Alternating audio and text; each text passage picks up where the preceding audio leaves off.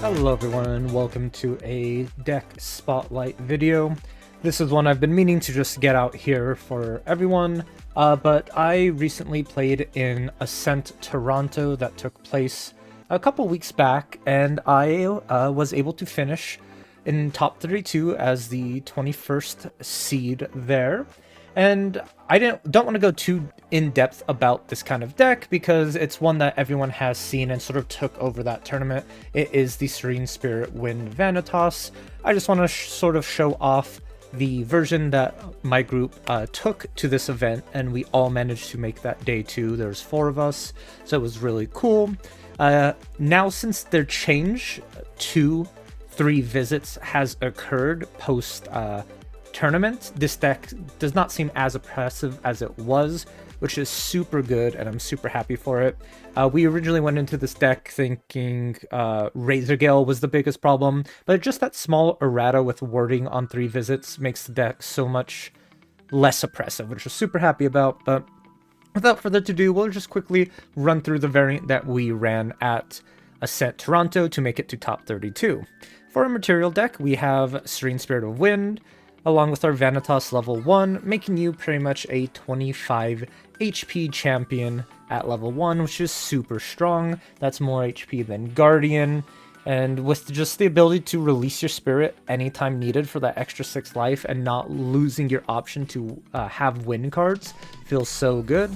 And then your material deck literally just consists of draw power. You have Backup Charger, Cleric Robes to get a draw. It is a target to be blinked with a green slime. Additionally, the paying 1 to prevent next damage helps you set up for larger Veiling Breeze turns. Then we have all 3 baubles, Fire, Wind, and Water. A Grand Crusader's Ring for our Divine Relic. A Necklace of Foresight, as it costs 1 less to materialize if you're a Cleric, and it's just a way to help you dig through your deck faster for 3 visits and for your Razor Gales. Safeguard Amulet for the mirror match, although it didn't really help much. In only one game it mattered for me, and it was because myself and my opponent had multiple Razor Gales unfilled, and it was just sort of who can sequence better with their 3 visits and Safeguard Amulets in order to prevent damage. It's a giant game of chicken, but that was the problem with 3 visits we had, is you can just keep activating a resolve 3 visits or hold priority after 3 visits resolve to keep activating it, which caused, like, if someone responds with the Safeguard Amulet, you just play 3 visits again. Terrafring for those ally matchups, and then Viridian Protective Trinket, because we were most worried about Nico at this event, because in our testing, when we were playing Nico against Vanitas, we're like, wow, if we just play exactly how we should against this deck, it's super hard to beat it. But that's one thing that I think we weren't realizing during our testing, is we knew how to play against Vanitas when we were playing as Nico. We didn't account for people who weren't practiced against this deck. So I think we over-prepared for Nico because of that. Moving on to our main deck, our whole purpose was to filter by drawing or glimpsing or looking at the deck as much as possible.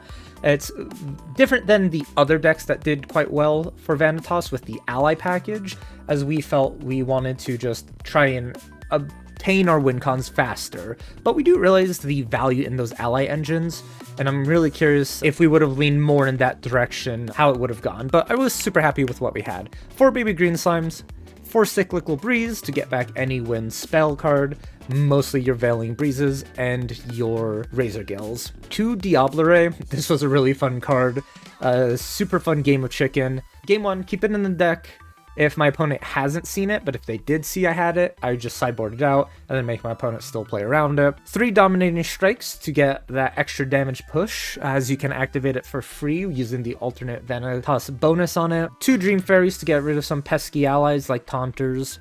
2 Enhanced Hearings, this just reads top 3 for any win card, which we like to see. Also helps us put some cards on the bottom after they scout the land. 4 Fairy Whispers for dig. 3 Favorable Winds. This is one of those cards that we were like, it's fast floating, costs 1, lets us deal damage, but I do think if I were to go back in this event, we cut this card in favor for so many other options, like a Scatter Essence or 2 more Verdigris Decrees, something like that. But that's hindsight there. Of course, the namesake, Razor Gale Calling, 4 of 3 reclaims, that combos with our baby greens and our engineers. 4 scout the lands, 4 skirting seps as a great way to prevent some damage and filter through the deck as it replaces itself with the imbue. Everything in your decks wins, so you don't have to worry about not imbuing it. 3 stifling traps to prevent decks from getting greedy with dungeon guides. 4 3 visits, one of the best cards in that event. 4 veiling breezes, the card is just so good in mono win lists, you might as well run it. 2 verdigris decrees, 4 windmill engineers, and 4 zephyrs.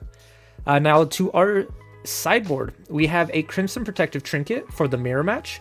We knew the deck was strong, we just didn't realize how many people would be on the deck, so that is on us as a playtest group for not realizing how many win there will be. This should have been main board 100%, because game 1, if you could pull this out on your opponent and get them behind, it felt so good. Smoke bombs, another source of draw and to get rid of taunters if you wanted to go for a dominating strike turn. One of my favorite cards that we had in our list was Cleansing Reunion.